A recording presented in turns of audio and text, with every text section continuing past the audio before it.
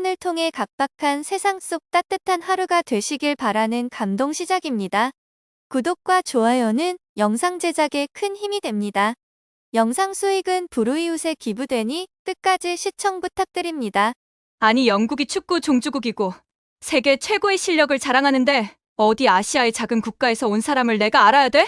여기 처음에는 영국에 대한 자부심이 너무 큰 나머지 다른 국가들을 무시하던 한 여자가 있습니다.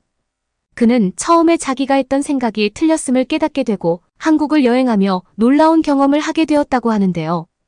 과연 어떤 일이 있었던 것일까요? 그는 한국의 문화, 피지컬, 스포츠 열정에 대해 깊이 감탄하고 새로운 관점을 얻었습니다. 그의 여행은 한국의 다양성과 미학을 발견하며 새로운 시각을 제공하였습니다. 그가 SNS에 올린 글을 번역하여 소개합니다. 영국에서 오랜 시간을 보낸 나로서는 한국의 스포츠 열정이 얼마나 놀라운지를 이해하기 어려웠습니다. 하지만 최근 한국을 방문하면서 한국인들이 스포츠에 얼마나 열정적으로 관심을 가지고 있고 뛰어난 성과를 내고 있는지를 직접 보고 놀라움을 느꼈습니다. 먼저 한국의 축구 열풍은 정말 인상적이었습니다. 한국인들은 축구를 사랑하고 국가대표팀 경기를 위해 경기장에 모이며 응원합니다. 그들의 열정적인 응원은 경기장을 뜨겁게 달궜고 한국 대표팀의 성과도 굉장히 높았습니다. 이를 통해 한국 축구의 미래가 밝다는 것을 느꼈습니다. 뿐만 아니라 한국의 유도, 태권도, 양궁 등 다양한 스포츠 분야에서도 놀라운 성과를 내고 있음을 발견했습니다. 한국인들은 전통적인 스포츠에 대한 자부심을 갖고 있으며 그들의 기술과 훈련 수준은 정말 놀라웠습니다. 특히 태권도의 유명한 선수들은 세계적으로 많은 명예를 누렸고 한국의 체육관에서 그들의 훈련을 목격하는 것은 영감을 주었습니다. 또한 한국에서는 스포츠에 대한 기술적인 지식과 전문가들의 역할도 큽니다. 그들의 전략과 노하우는 한국의 스포츠 성과에 큰 기여를 하고 있습니다. 한국의 스포츠 열정은 놀라울 뿐만 아니라 영감을 주기도 했습니다. 그들의 헌신적인 태도와 성취는 스포츠는 그들의 일상에서 더 큰 역할을 하는 것을 보여주었습니다. 나는 한국의 스포츠 문화가 계속 성장하고 발전해 나갈 것으로 기대하며 그들의 열정은 전 세계에 영감을 불어넣고 있음을 알게 되었습니다. 이런 그의 한국에 대한 경험을 소개해드리겠습니다.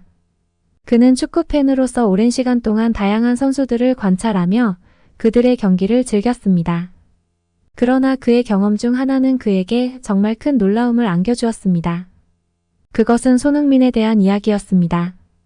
그는 손흥민이 처음으로 축구 팬들의 주목을 받기 전인 예전부터 손흥민의 이름을 알고 있었습니다. 그러나 그가 어느 나라 출신인지에 대해서는 언제나 궁금증을 품고 있었습니다. 손흥민의 선수로서의 능력과 인기는 그의 궁금증을 자극하고 있었으며 그의 출신 나라가 어딘지 알아보고 싶은 욕구가 있었습니다. 어느 날 그는 우연히 손흥민에 대한 더 자세한 정보를 얻게 되었습니다. 그의 친구가 손흥민에 관한 이야기를 나누면서 그가 한국 출신이라는 것을 알게 되었습니다. 이 소식에 그는 깜짝 놀랐습니다. 그동안 그는 유럽 축구 선수들이 주로 주목받는 것으로 알고 있었기 때문입니다. 그는 처음에는 손흥민이 인종만 아시아계이고 유럽에서 자란 사람일 것으로 생각하였습니다. 그러나 그렇지 않다는 것을 알게 되면서 깜짝 놀랐습니다. 한국 출신의 선수로서 손흥민이 국제적으로 성공을 거둔 것은 정말로 놀라운 일이었습니다. 그는 손흥민의 뛰어난 경기 실력과 팀을 위한 헌신을 칭찬하며 한국 축구의 성장을 기뻐하였습니다. 또한 그는 다른 나라 출신 선수들도 국제적으로 성공을 거두는 것이 중요하다는 것을 깨달았습니다. 그의 손흥민을 알게 된 경험은 축구가 얼마나 다양하고 놀라운 스토리를 갖고 있을 수 있는지를 보여주었습니다. 그는 손흥민의 이야기를 통해 축구의 다양성과 세계적인 연결성에 대한 새로운 시각을 얻었으며 그의 축구 팬으로서의 열정은 더욱 강해지게 되었습니다. 그는 오랜 시간 동안 축구 팬으로서 다양한 선수들을 관찰하며 그들의 경기를 즐기곤 했습니다. 그러나 그의 경험 중에서도 손흥민에 대한 첫 만남은 그에게 정말 큰 충격을 안겨주었습니다. 그 순간 그는 아시아 축구를 뛰어넘는 놀라운 실력을 가진 선수를 발견한 것이었습니다. 처음 손흥민을 본 순간 그는 그의 빠른 발과 민첩한 움직임, 그리고 정확한 슈팅 능력에 깜짝 놀랐습니다. 손흥민은 볼을 다루는 미친 듯한 기술을 지녔으며 상황에 따라 다양한 역할을 수행할 수 있었습니다. 그의 다재다능한 능력은 그에게 스트라이커로서뿐만 아니라 공격 미드필더로서도 뛰어난 성과를 내게 했습니다. 그의 축구 지식은 그의 능력을 더욱 감탄스럽게 만들었습니다. 그는 팀원들과의 협업을 중요하게 생각하며 상황에 따라 판단력을 발휘하여 팀에 이점을 가져다주는 결정을 내릴 수 있었습니다. 그의 축구 지식과 시연은 그를 뛰어난 팀 플레이어로 만들었습니다. 또한 그는 팀에 대한 헌신과 열정을 보여주었습니다. 경기장에서 그를 볼 때 그의 놀라운 에너지와 팀에 대한 애정이 그를 더욱 특별하게 만들었습니다. 그는 단순히 스코어링을 넘어서서 팀의 리더 역할을 수행하며 동료들을 고무시키고 격려했습니다. 손흥민은 아시아 축구의 자부심이자 아시아 축구를 세계 무대에서 대표하는 주역 중 하나입니다.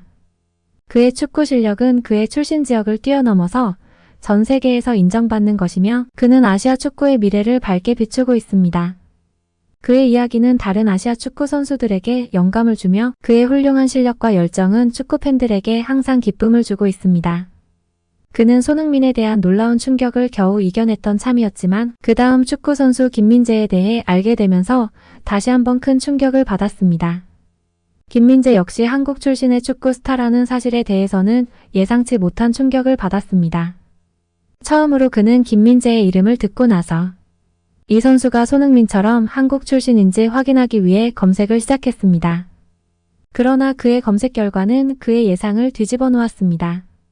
김민재가 실제로 한국 출신인 것을 확인한 순간 그는 이제 두 명의 한국 축구 스타를 알게 되었다는 사실에 다시 한번 충격을 받았습니다. 김민재는 그의 축구 실력을 통해 그의 출신 나라를 뛰어넘었습니다.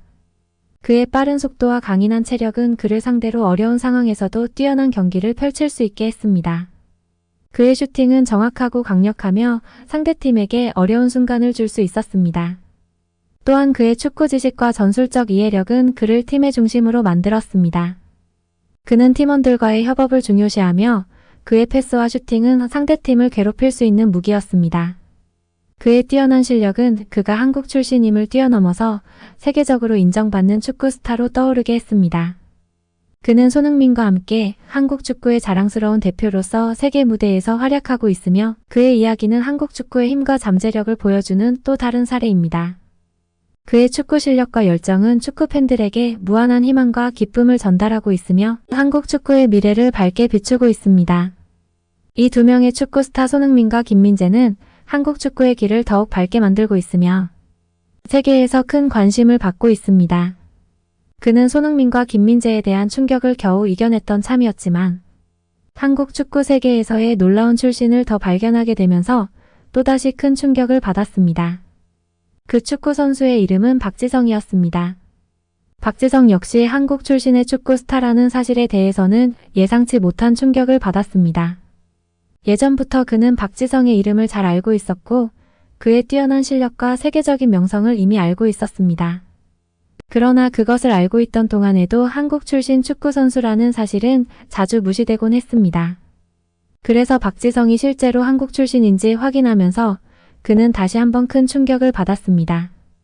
박지성은 한국 축구 역사상 가장 큰 명성을 얻은 선수 중 하나로 그의 이름은 축구 팬들에게 친숙하였습니다. 그는 미드필더로서의 능력과 리더십으로 맨체스터 유나이티드와 한국 대표팀을 이끌었습니다. 그의 빠른 패스와 정확한 슈팅은 그를 월드 클래스 선수로 만들었으며 그는 맨체스터 유나이티드와 함께 프리미어 리그에서 큰 성과를 이루었습니다. 또한 박지성은 한국 축구의 아이콘으로서 아시아 축구 역사에도 큰 발자취를 남겼습니다. 그는 한국 축구를 국제무대에서 대표하며 아시아 축구의 발전을 이끌었습니다. 그의 뛰어난 경기 분석 능력과 전략적인 시야는 그를 뛰어난 감독으로 성공적으로 전환하게 했습니다. 그의 이야기는 한국 축구의 자랑스러운 역사와 성과를 대표하며 한국 축구 세계의 큰 자부심입니다. 그의 축구 실력과 리더십은 한국 축구를 세계적으로 알리고 세계에서 큰 경의를 받고 있습니다. 그의 이야기는 한국 축구가 얼마나 놀라운 잠재력을 가지고 있는지를 보여주며 한국 축구 세계에 큰 관심을 불러일으킵니다. 한국 축구에 대한 그의 놀라움은 오랜 시간 동안 그의 상식을 뒤집어 놓았습니다. 처음에는 한국이라는 나라에서 축구 선수들이 어떻게 이렇게 뛰어놀 수 있는지 이해하기 어려웠습니다. 그러나 손흥민, 김민재, 그리고 박지성과 같은 세계적인 선수들을 발견하면서 그는 한국에 대한 흥미를 높이기 시작했습니다. 한국이라는 나라는 동아시아에 위치한 작은 반도 국가로 축구 역사에서는 큰 성과를 이루지 못한 나라 중 하나로 알려져 있었습니다. 그러나 그의 경험은 그의 선입견을 완전히 뒤집었습니다. 한국 축구가 어떤 이유로 이렇게 뛰어난 선수들을 배출하고 세계적으로 주목받을 수 있는 수준까지 성장했는지를 알고 싶었습니다. 한국 축구의 성장과 성과를 조사하면서 그는 한국 축구에 대한 더 많은 정보와 이해를 얻게 되었습니다. 그의 연구는 한국의 축구 개발, 프로그램, 훈련 시스템, 그리고 축구 문화에 대한 통찰력을 제공했습니다. 한국 축구는 철저한 훈련과 개발 프로그램을 통해 젊은 선수들에게 기회를 주고 그들의 잠재력을 개발하고 있었습니다. 또한 그는 한국 축구의 역사와 선수들의 이야기를 통해 그들의 열정과 헌신을 더욱 높이 평가하게 되었습니다. 선수들은 축구를 사랑하며 나라와 팬들을 대표하기 위해 최선을 다하고 있었습니다. 그 결과 한국에 대한 그의 흥미는 더욱 깊어졌습니다. 그는 한국 축구를 향한 관심을 키우며 한국의 다른 측면에 대해서도 더 많이 알고 싶어졌습니다. 그의 이야기는 한국이 어떤 나라인지를 탐구하고 새로운 관심의 시작을 나타내며 한국의 축구 성과가 어떻게 세계적으로 주목받고 있는지를 보여줍니다.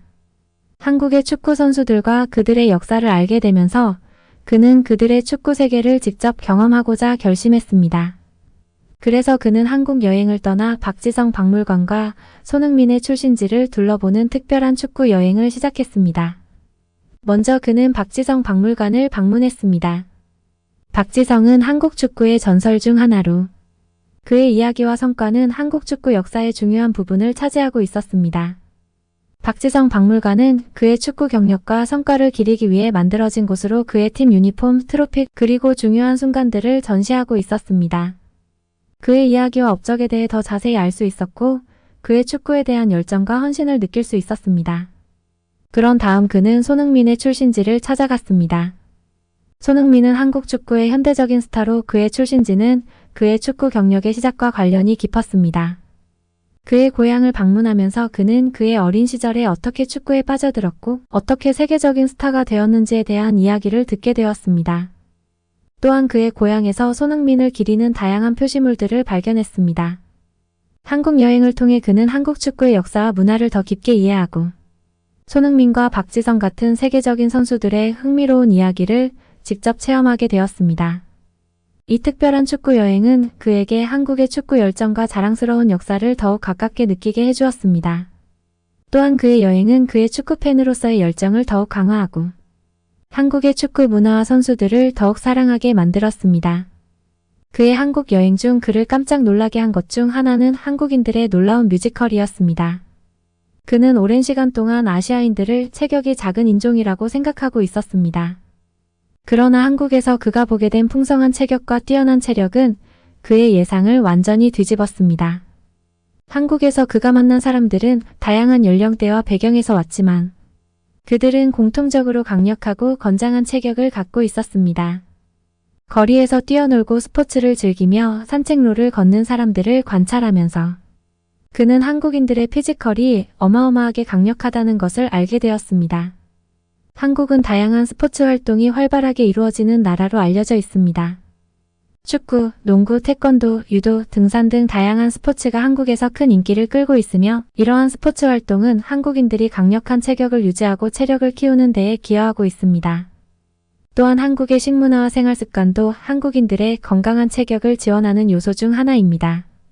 한국은 우수한 경제 발전을 통해 채소와 고기를 균형 있게 섭취할 수 있으며 건강에 좋은 음식을 선호하는 한국인들은 자연스럽게 건강한 체격을 유지하고 있습니다. 그의 경험을 통해 그는 한국인들이 아시아에서 가장 강력한 피지컬을 갖고 있는 인종 중 하나인 것 같다는 결론을 내릴 수밖에 없었습니다. 이러한 피지컬은 한국의 스포츠 열정과 노력의 결과물로 여겨지며 한국에서 스포츠와 운동은 사회적으로 큰 역할을 하고 있음을 보여줍니다. 한국에서의 그의 경험은 그에게 더 깊은 이해와 존경을 가져다 주었으며 한국인들의 열정과 노력에 대한 존경이 더욱 커지게 만들었습니다. 그의 한국 여행 중에 그는 머릿속에 다른 기억도 떠올렸습니다. 그것은 영국에서 유학 중이었을 때의 경험이었습니다. 그 당시 그는 한국인 친구들과 함께 영국에서 학업을 하며 다양한 문화를 체험하고 있었습니다.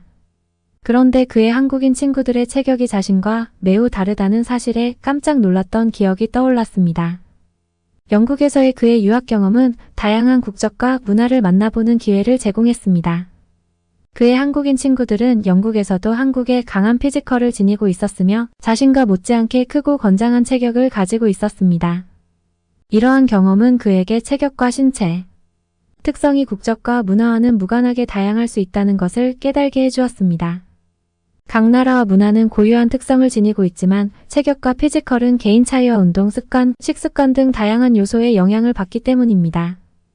이러한 다양성은 세계가 얼마나 다양하고 풍부한지를 보여주며 다른 문화와 국적을 가진 사람들과 함께 어울리고 배우는 것이 얼마나 풍요로운 경험인지를 강조합니다. 그의 영국에서의 유학 시절은 다양성을 더 깊이 이해하고 다른 문화에 대한 오픈 마인드를 키우는 중요한 시간 중 하나였으며 그의 머릿속에서 다양한 경험들이 매우 의미 있게 엮이게 되었습니다. 그의 여행과 다양한 경험들은 그를 더욱 주목 깊게 주변의 다양한 사람들을 관찰하게 만들었습니다. 그의 놀라운 발견 중 하나는 한국인을 다른 아시아인들과 구분할 수 있게 된다는 사실이었습니다. 물론 한국인과 다른 아시아인들 간의 외적 차이는 종종 미묘하고 세부적인 부분에 있을 수 있습니다. 머리 모양, 피부톤, 눈의 형태, 그리고 심지어 패션, 스타일과 헤어스타일 등이 모두 한국인과 다른 아시아인들 간의 구분 요소가 될 수 있습니다. 그의 경험을 통해 그는 한국인을 구분하는 미묘한 특징들을 발견했습니다.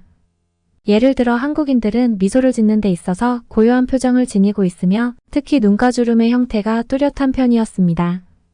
또한 한국인들의 패션 스타일과 헤어스타일도 다른 아시아인들과 조금 다를 수 있어서 한국인을 보고 쉽게 구분할 수 있었습니다. 그의 여행을 통해 한국에서 발견한 것 중 하나는 한국인들의 다양하고 눈에 띄는 아름다움과 스타일이었습니다. 이 아름다움과 스타일은 체격, 패션, 그리고 화장의 측면에서 특별한 특징을 보였습니다. 먼저 한국인들의 체격은 주목할 만한 부분 중 하나였습니다. 그들은 평균적으로 건장하고 다부지며 균형 잡힌 체형을 갖고 있었습니다. 이러한 체격은 스포츠와 운동을 즐기는 한국 문화와 관련이 있을 것으로 생각되며 건강한 라이프 스타일의 결과로 여겨집니다. 또한 한국인들은 패션과 스타일에 큰 관심을 가지고 있었습니다. 그들은 세련된 의상을 선택하고 개성적인 스타일을 표현하는 데에 노력을 기울이며 길거리에서도 다양한 패션 스타일을 발견할 수 있었습니다. 한국의 길거리 패션은 독특하고 다채로워서 관광객들에게 많은 영감을 줄 만큼 풍부했습니다. 또한 한국인들의 화장 스킬은 자연스럽고 깨끗한 아름다움을 강조하는 데에 능숙했습니다.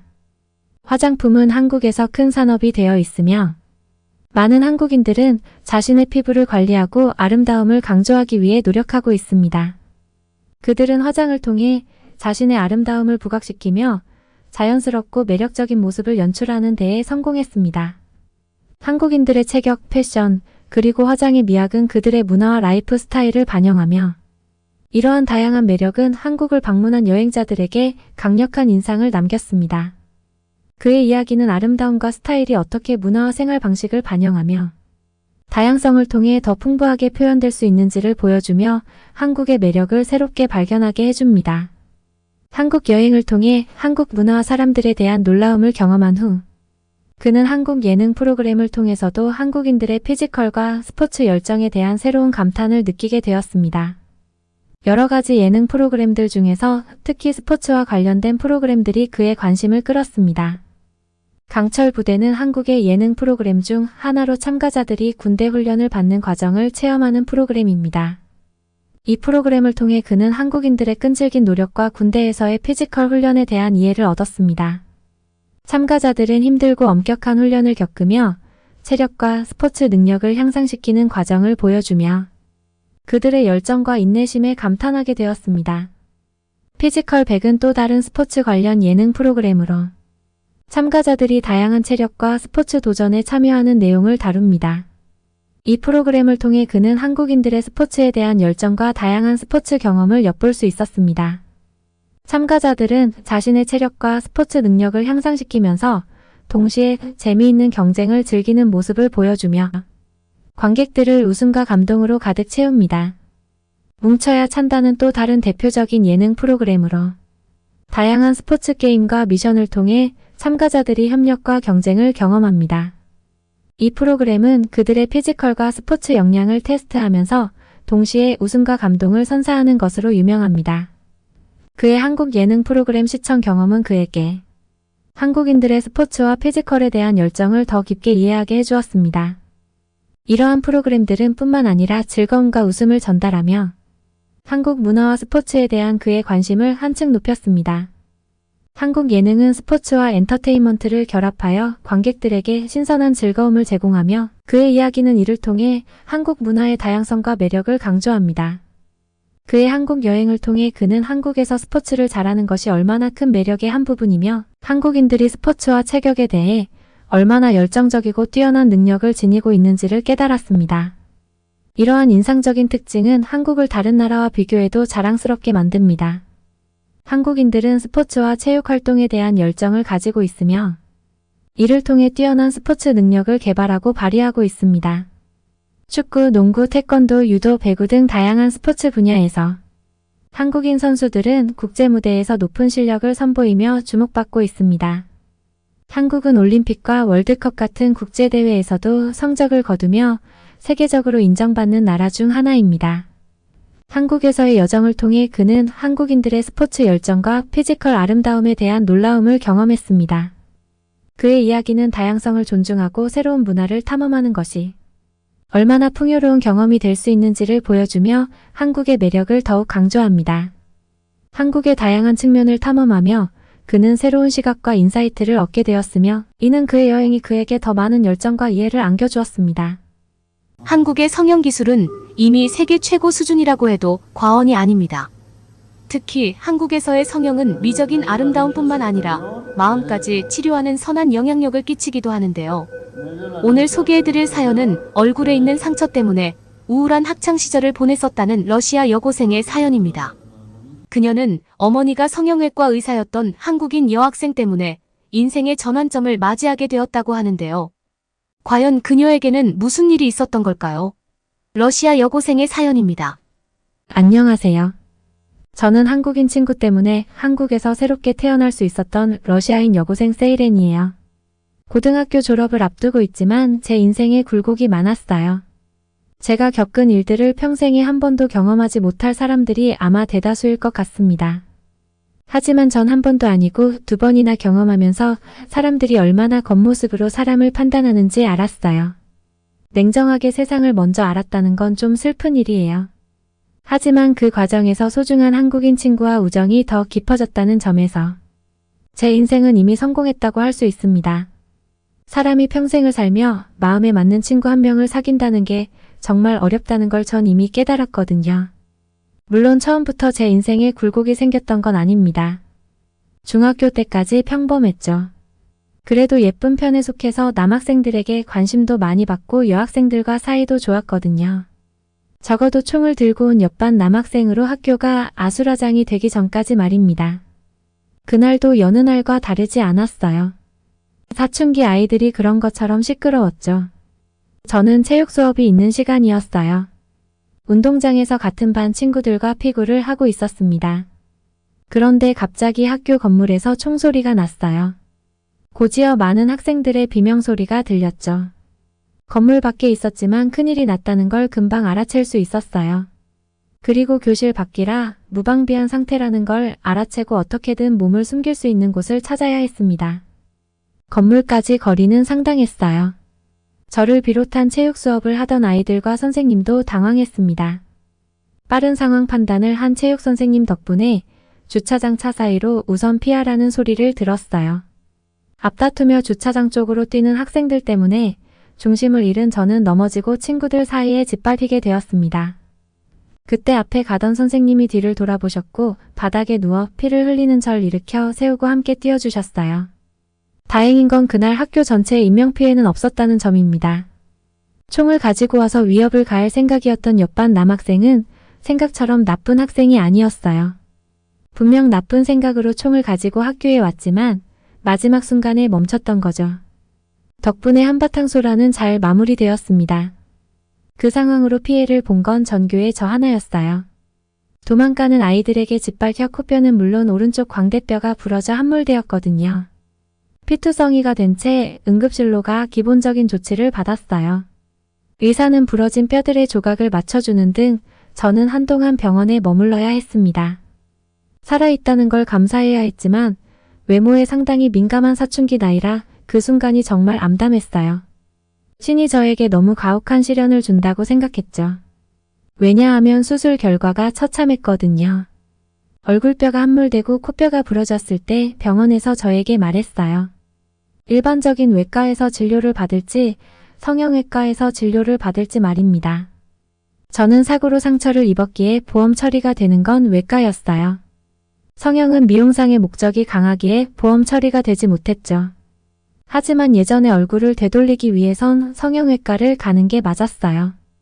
단순히 뼈를 붙이는 외과보다 더욱 섬세한 기술력이 필요했기 때문입니다. 저도 저희 부모님도 그 사실을 충분히 알았어요. 결과를 생각한다면 성형이 필요하다는 걸 이해했죠. 그런데 우리 집은 형편이 넉넉하지 못했어요.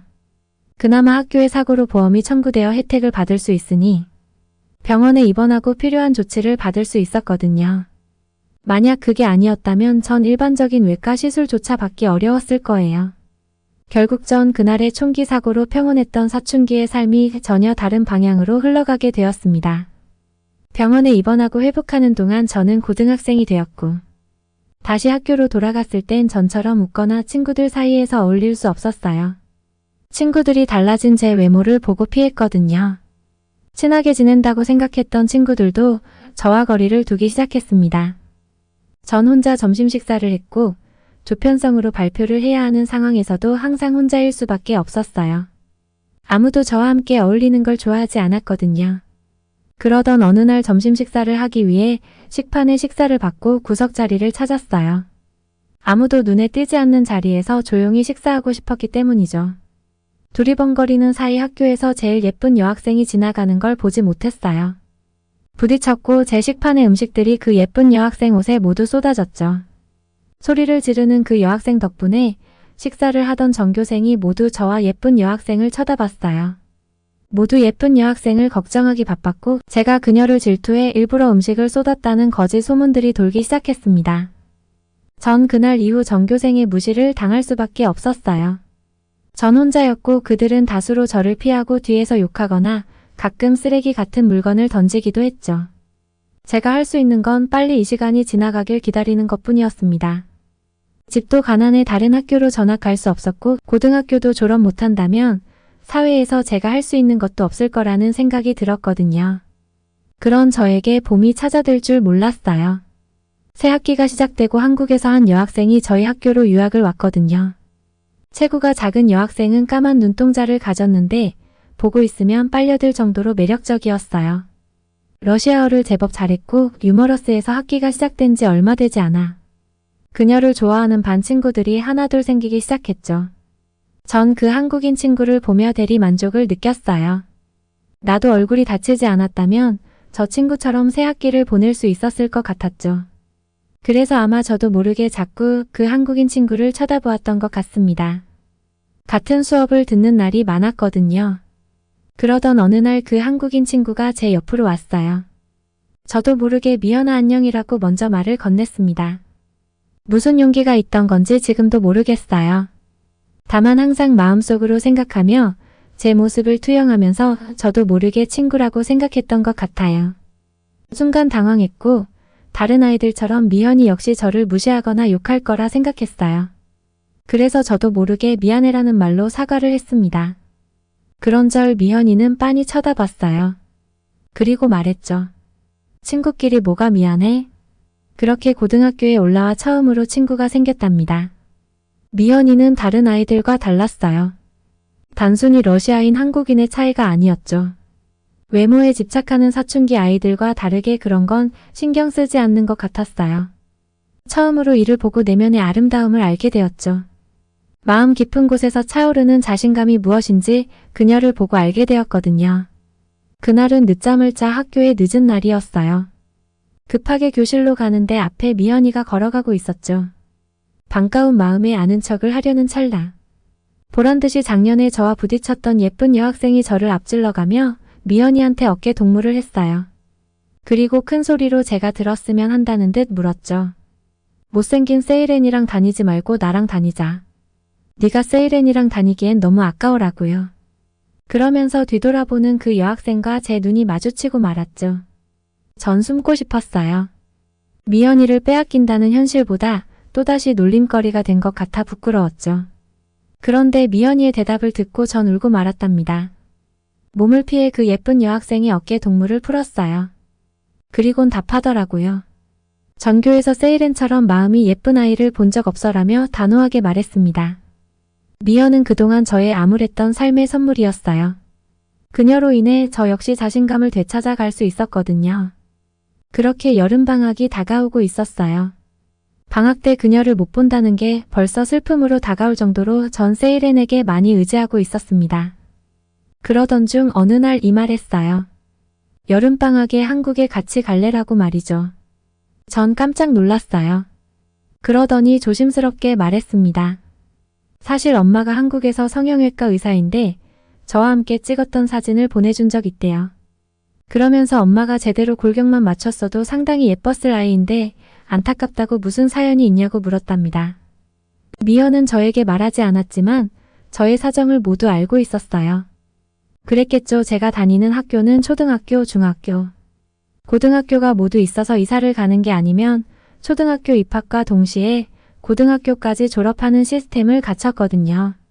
그래서 제가 중학교 때 사고를 겪었고 그로 인해 지금의 얼굴을 가지게 되었다는 것까지 모두 알고 있었습니다. 그런 사정을 들은 미연의 어머니가 저를 한국에 초청하고 싶다는 것이었어요.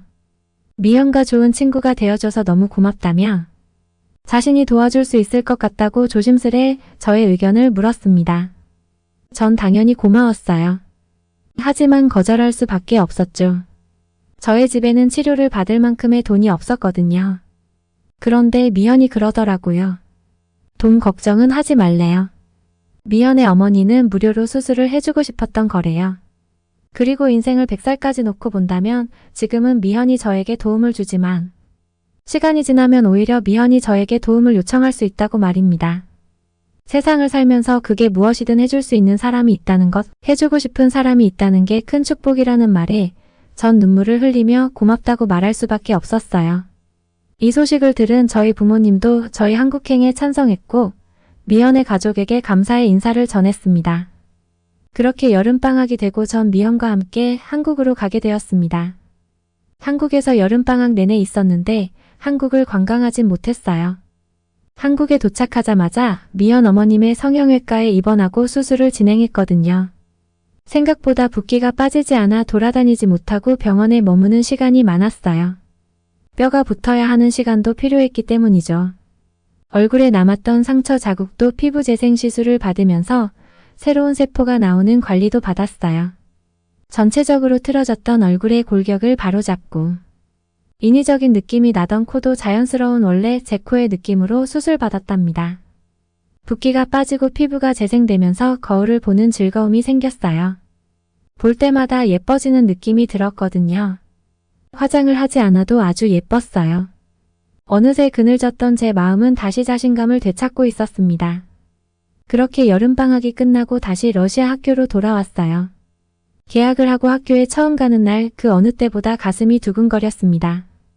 자신감을 되찾았다고 생각했는데 학교 아이들이 어떤 반응을 보일지, 인조인간이라고 성형한 걸 놀릴지 어느새 전 미리 겁을 먹고 있었더라고요. 부모님께 인사하고 집을 나섰는데 익숙한 뒷모습이 보였습니다. 미연이었어요. 계약하고 다시 학교에 가면서 긴장했을까봐. 저랑 같이 가려고 미리 집 앞에서 말도 안 하고 기다리고 있던 거죠. 세상에 이런 천사가 또 있을까 싶었습니다. 정말 말하지 않아도 모든 걸 이해하고 공유할 수 있는 친구가 저에게 생겼다는 게 너무 감사했어요. 전 미연을 안아줬습니다. 그렇게 미연의 손을 잡고 학교에 도착했죠. 학교 친구들은 저에게 다가오지 않았어요. 여전히 저를 투명인간 취급했죠. 다른 반응을 기대했는데 여전한 친구들 반응이 어쩌면 다행이구나 싶었습니다. 적어도 쓰레기를 던지는 친구는 없었으니까요. 그런데 1교시가 시작되기 전 왜 그랬는지 알게 되었어요. 저와 부딪혔던 예쁜 여학생이 미연에게 와 물었거든요. 저 예쁜 아이는 누구야? 새로 전학 온 친구야 라고 말입니다. 전 순간 제가 잘못 들은 줄 알았어요. 예쁜 아이 저도 모르게 좌우를 두리번거렸죠. 바보같이 말이에요. 그 예쁜 아이가 바로 저를 두고 하는 소리인데 말입니다. 미연은 웃으며 세이렌인데 몰라보다니 역시 바보 같다라며 비웃었어요. 그 소리에 반 아이들 모두 놀라움을 금치 못했죠. 그날 이후 저를 보고 아는 척하는 학생들이 늘기 시작했어요. 중학교 때 친했던 아이들도 다시 예전처럼 제 주변을 맴돌았죠. 심지어 어떤 친구는 중학교 때 얼굴이 그대로 보인다는 말을 할 정도였어요. 원래 예뻤는데 마치 그걸 잊고 지냈다는 듯 말이죠. 그리고 정말 몇 년 만에 데이트 신청도 받기 시작했습니다. 주말에 같이 밥을 먹자는 남자아이들이 줄을 서기 시작했죠. 전과 다른 분위기라고 확실히 느낀 건 가을에 있었던 학교 축제 때문입니다. 항상 인기 투표를 진행하면서 그 학년의 예쁜 여학생을 뽑아요. 외모적인 부분도 한몫하겠지만 여학생들도 투표권이 있기 때문에 단순히 예쁘다는 것으로 미인대회 수상을 하기 어려워요. 미적인 부분, 지적인 부분, 그리고 인성까지 두루 갖춘 사람만이 진정한 미인으로 학교 대표가 될 수 있거든요. 항상 전 대상에도 없었고 투표하는 것 자체도 놀림거리였어요. 제 얼굴로 누구를 판단한다는 게 민폐라는 소리를 항상 남학생들에게 들어야 했죠. 그 소리를 듣는 여학생들의 공감 어린 비웃음도 항상 제 몫이었어요. 그런데 여름방학 때 한국에서 어머니에게 성형수술을 하고 돌아왔던 그해 가을 학교 축제. 미인대회에서 제가 1등을 거머쥐게 되었답니다. 믿어지세요? 제가 한 일은 아무것도 없었어요. 전 미연의 도움으로 한국에 가 성형수술을 하고 온 것밖에 없었죠. 친구들이 얼마나 비열한지 전 알았거든요. 달라진 외모 하나로 저에게 친절하게 굴었고 마치 예전부터 친했던 것처럼 행동하는 모습이 소름 끼칠 정도였죠. 그들에게 지난 몇 년간 저를 투명인간 취급하고 못살게 구박했던 시간은 하나도 없는 것 같았습니다. 전 그들의 이중성을 알기에 응하지 않고 늘 웃음으로 긍정도 부정도 하지 않았어요. 뒤에서 어떤 말을 할지 알기에 소재거리를 제공하고 싶지 않았거든요. 그런 제 행동이 결국 평판을 좋게 만들었고 학교를 대표할 정도로 미인이라고 인정받게 되었습니다. 그 수상 이후 제 마음은 더 성장했어요. 많은 사건을 겪으며 중요한 건 내 자신이고 그런 나를 알아봐주는 친구가 진정한 친구라는 걸 알았거든요. 어두웠던 시절 저에게 손을 내밀어주고 따뜻한 봄날처럼 마음이 성장하게 도와주고 꽃이 피고 무성한 숲을 이룰 때까지 함께 이끌어준 유일했던 단 한 사람. 그녀와의 우정은 평생토록 지속될 수 있게 제가 더 잘할 생각입니다. 어떻게 보셨나요? 우리는 여러 어려움과 시련을 통해 진정한 우정을 찾아낼 수 있는데요. 그녀는 비록 얼굴 상처 때문에 힘든 시간을 보냈었지만 덕분에 평생 함께할 수 있는 좋은 친구를 만날 수 있게 되었습니다. 그리고 딸의 친구를 위해 무료로 성형수술을 지원해준 의사의 선택에도 박수를 보내고 싶어지는데요. 앞으로도 사연에 나온 모든 이들의 인생에 더 많은 행복과 성공이 가득하기를 응원하겠습니다. 불행한 학창시절 때문에 사람을 믿지 않던 덴마크 남성이 한국에서 교통사고를 당하자 한국인들이 보여준 감동적인 행동에 감동을 받았다는 사연입니다. 저는 덴마크에서 자라온 덴마크인 마틴입니다. 지금은 서울에 있는 대학교에 다니면서 공부하고 있는 학생이에요. 어릴 땐 제가 대학교에 진학할 줄 꿈에도 몰랐는데 사람 인생은 역시 한 치 앞도 모르는 건가 봐요. 왜냐하면 전 어릴 때부터 돈 때문에 따돌림을 받은 적이 있었거든요. 그래서 고등학교를 졸업하자마자 바로 취업하려고 했었어요. 보통 학창시절에는 친구들 때문에 좋은 추억을 많이 갖고들 계시죠. 하지만 저에게는 전혀 해당되지 않는 사항이에요. 학창시절의 친구라고는 교과서밖에 없었어요. 제가 따돌림을 받는 이유는 억울하지만 정말 단순했어요. 입는 옷이 거짓 같아 보인다는 이유였죠. 그 이유 하나만으로 저는 갖가지 수모를 겪어야만 했습니다.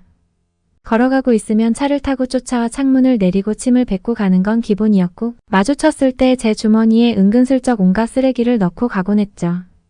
더더욱 억울한 건 실제로 제가 가난한 가정은 아니었습니다. 물론 그렇다고 부유하지도 않았지만 말이에요. 그래서 저는 학창시절에 부모님께 비싼 명품 옷을 사달라며 조른 적도 있었습니다. 제가 명품을 입으면 오히려 그들이 다가오지 않을까 했거든요. 하지만 명품은 너무 비싸기 때문에 부모님은 거절하셨습니다. 그래도 제가 몇 날 며칠을 조르니까 부모님께서는 준명품에 속하는 브랜드의 반팔 티셔츠를 선물로 주셨어요. 전 그날 너무 기뻐서 잠도 자지 못했죠. 드디어 이 괴롭힘의 지옥에서 벗어날 줄 알았거든요. 하지만 제 꿈은 이루어지지 않았습니다. 오히려 가짜가 아니냐며 더 삿대질하고 킬킬 웃어대기 바빴죠. 전 절망스러웠고 이후로 아무런 시도도 하지 않았습니다. 그저 지옥 같은 학창 시절을 견뎌내야만 했어요. 이런 유년 시절을 보내면서 저는 자연스럽게 돈이 최고라는 생각을 가지게 된 것 같아요. 사람들도 믿을 수 없게 되었죠. 그 결과 저는 학창 시절에 사람이 아닌 공부에만 집착한 것 같아요. 어찌 보면 당연하다고 할 수 있죠. 친구가 없으니 학교에서 할 거라고는 공부밖에 없었으니까요. 교실 밖에 나갈 일은 화장실 갈 때가 전부였습니다. 교실 안에서 할 게 없으니 지겹더라도 공부를 해야 했죠. 펜이라도 잡아야 무언가 할 일이 있어 보이니까요. 그러다 보니 자연스럽게 공부를 잘하게 된 것 같습니다. 담임 선생님도 졸업까지 잘 마칠 자신만 있다면 무조건 대학에 진학하라고 권유할 정도였죠. 하지만 전 애당초 대학 진학은 생각도 한 적이 없었습니다. 대학에 가기 위해서 그동안 공부해온 것도 아니었고 졸업할 자신은 더더욱 없었으니까요. 또 대학에서 공부할 시간에 사업을 하면서 돈을 버는 게 훨씬 이득이라고 생각했어요. 그런데 제 뜻과 다르게 부모님도 대학 진학을 강요하셨습니다. 학벌이 무조건적으로 중요하다면서 말이에요. 사실 제가 거주하던 지역이 학벌을 중요하게 생각하는 지역이기도 했고요. 며칠을 부모님과 얘기했지만 사실상 답은 정해져 있었습니다. 부모님이 계속해서 대학을 강요하셨거든요. 그렇게 하는 수 없이 전 대학교에 입학하게 되었습니다. 그런데 대학 공부를 하면서 생각도 하지 못했던 분야에 눈길이 가게 되었어요. 바로 한국의 문화였죠. 한국 문화를 처음 접한 건 교수님의 참고 자료였습니다. 그때 제 눈에 띈 건 알록달록 형형색색의 한복이었어요. 처음엔 곱고 아름답다고 생각했던 게 전부인데 어느새 매료되었더라고요. 눈을 떠보니 저는 이미 부모님께 한국의 대학교에 가고 싶다고 말씀드리고 있었습니다. 그리고 한국으로 떠나기 전 본격적인 준비를 위해 1년간 한국어를 공부하기 시작했어요. 아직 한국에서 무엇을 할 수 있다는 확신도 없어서 부담 없이 한국어를 배우며 조금씩 준비해 나가기로 했습니다. 그런데 가끔 한국어가 생각보다 몹시 어려워서 종종 머리를 싸매고는 했어요. 이 수준으로 한국에 가서 번역기만 쓰다가 오는 게 아닐까 걱정이 되었죠. 하지만 그럴 때마다 저의 소원을 되새기며 펜을 다잡았습니다. 그건 바로 한복을 입고 경복궁을 야간 관람하는 것이었어요. 한 사진을 봤는데 푸른밤 하늘 아래에 다들 한복을 입고 멋있게 빛나는 경복궁을 바라보는 그 장면이 너무 아름답더라고요. 제 죽기 전 소원이었죠.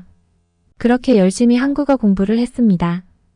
아침에 일어나서도 잠에 들기 전에도 한국어를 계속 구사하려고 노력했어요.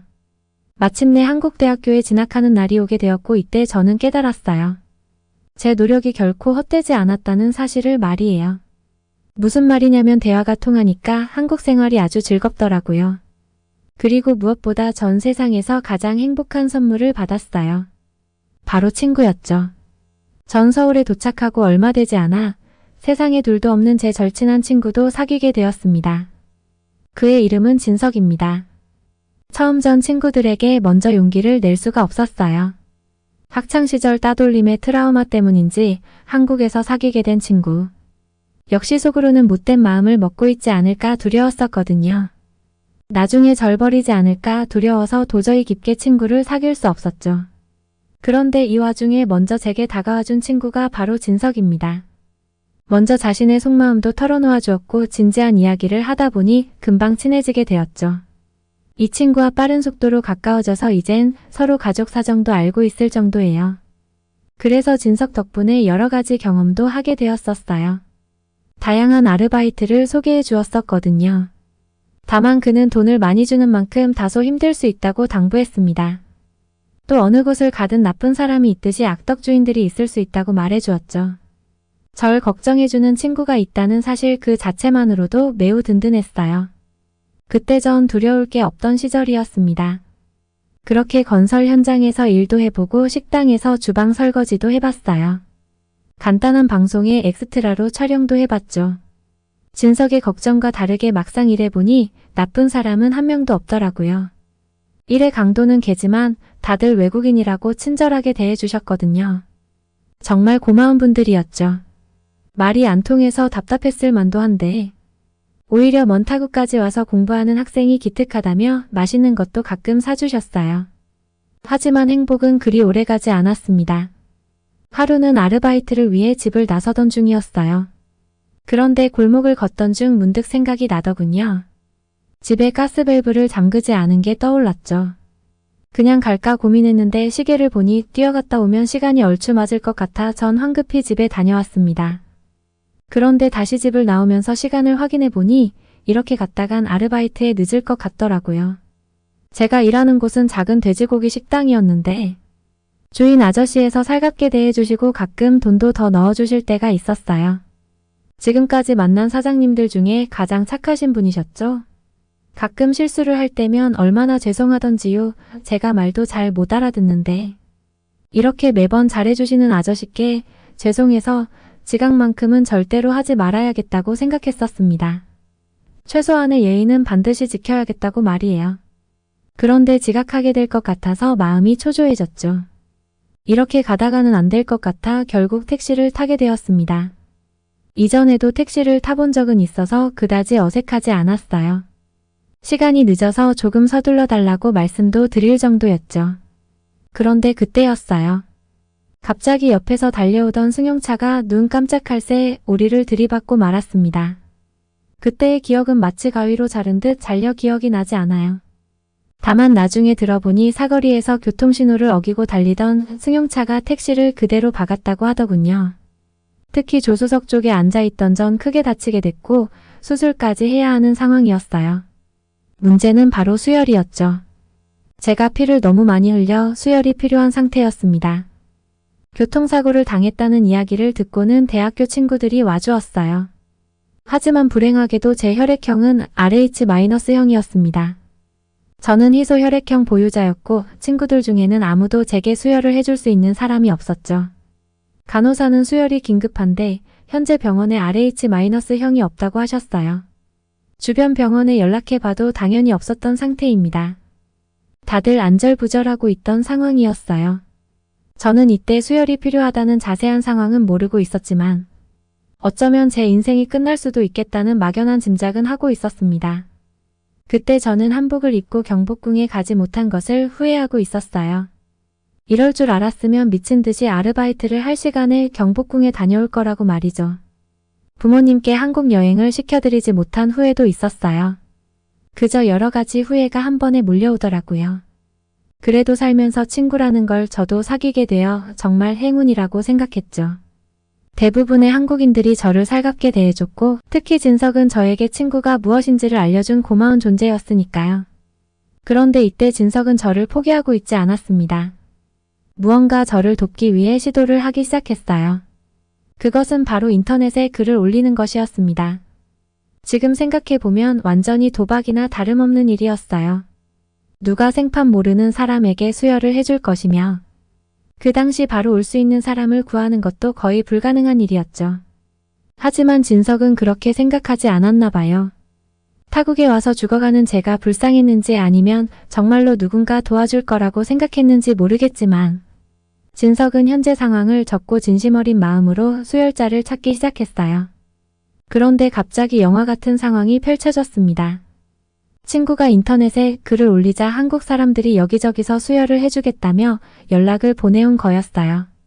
자신이 RH-형이다. 또는 자기 지인이 RH-형인데 수혈이 가능하다고 한다라면서 말이에요.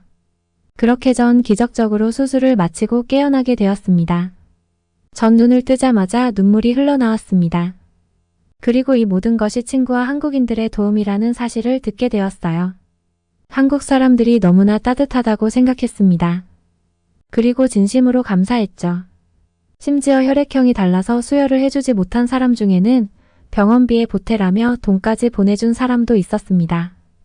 하지만 저는 자동차 보험과 택시보험 측에서 병원비와 합의금을 받을 수 있었기 때문에 마음은 감사하지만 그들이 건네준 돈은 쓰지 않는 게 좋겠다고 생각했어요.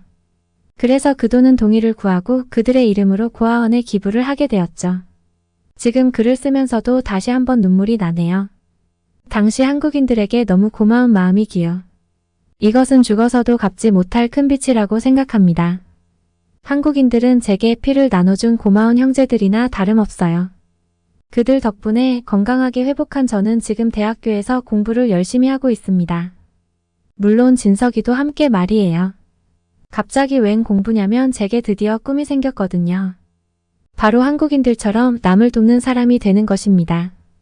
그래서 사회에 도움이 되는 복지 분야를 공부하고 있어요. 언젠가 반드시 사회복지사가 되는 그날을 기다리며 열심히 공부하겠습니다. 또 한국인들의 피가 제 몸에 흐르고 있는 이상 평생 낙태하지 않은 모습으로 열심히 살겠습니다. 감사합니다. 어떻게 보셨나요? 다행히 한국인들의 수혈 덕분에 목숨을 건질 수 있었던 덴마크 유학생의 사연이었습니다. 가끔 인터넷을 하다 보면 이렇듯 긴급 수혈을 요청하는 호소 글들을 접할 수 있는데요. 바로 지정 헌혈이라는 제도가 있기 때문입니다. 지금도 많은 사람들이 지정 헌혈을 통해 시급하게 수혈이 필요한 사람들에게 피를 나누어 주고 있는데요. 사연의 주인공은 외국인이었음에도 불구하고 목숨을 소중하게 여기는 한국인들의 도움으로 무사히 수술을 마칠 수 있었습니다. 여러분은 어떻게 보셨나요? 응원과 격려의 한마디씩을 댓글로 남겨주시기 바랍니다. 사연자분께 전달해드리겠습니다. 저희 감동시작은 실제 사연 제보를 받고 있습니다. 채택되신 분께는 선물도 드리고 있습니다. 저희의 사연이 여러분의 하루에 작은 힘이 될 수 있었으면 좋겠습니다. 감동적인 사연을 주변 사람들에게 공유하고 함께 이야기 나눠보세요. 끝까지 시청해주셔서 감사합니다. 더욱더 좋은 영상으로 찾아뵙겠습니다.